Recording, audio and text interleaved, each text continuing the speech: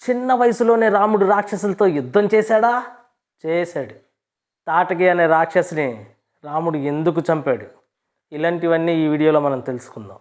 శ్రీరామ రామ రామేతి రమే రామే మనోరమే సహస్రనామ తత్తుల్యం రామనామవరాననే.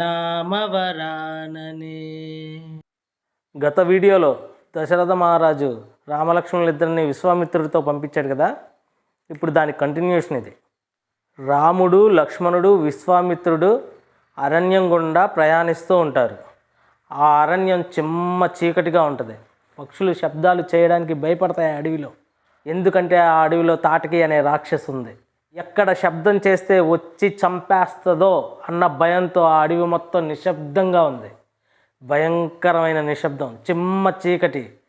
అలాంటి అడవిలో రాముడు, లక్ష్మణుడు, విశ్వామిత్రుడు ప్రయాణిస్తూ ఉంటారు. ఎలాంటి భయం, జంకు లేకుండా సాగిపోతూ ఉంటారు. విశ్వామిత్రుడు దారిలో ఇలా చెప్తూ ఉంటాడు, ఈ అడవిలో భయంకరమైన రాక్షసి ఉంది, దాని పేరు తాటకి. అది ఎంత భయంకరమైనదో అంత శక్తివంతమైన రాక్షసి.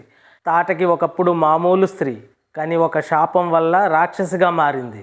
రాముడు విశ్వామిత్రుడిని ఇలా అడుగుతాడు, తాటకి ఒక స్త్రీ కదా, స్త్రీని వధించడం తప్పు కదా, మరి అలాంటప్పుడు ఈ రాక్షసిని ఎలా సంహరించాలి అని అడుగుతాడు.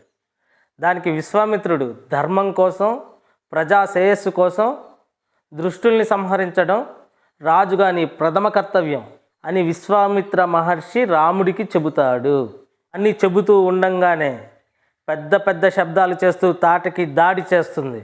రాముడు ఒక్కసారిగా తేలుకొని బాణాలు వేయడం మొదలుపెట్టాడు. శక్తివంతమైన బాణం ఒక్కటి తీసి వేశాడు. అంతే, తాటకి దెబ్బకి కుప్ప కూలిపోయింది. తాటకిని చంపడంతో దేవతలంతా పూలవర్షం కురిపిస్తారు. విశ్వామిత్రుడు ఆశీర్వదిస్తాడు రాముణ్ణి. ఎందుకంటే రాముడు చేసిన మొదటి సంహారం తాటకి. రాముడు యాగాన్ని ఎలా కాపాడాడు, మరింతమంది రాక్షసుల్ని ఎలా సంహరించాడు రాబోయే ఎపిసోడ్లో చెప్పుకుందాం.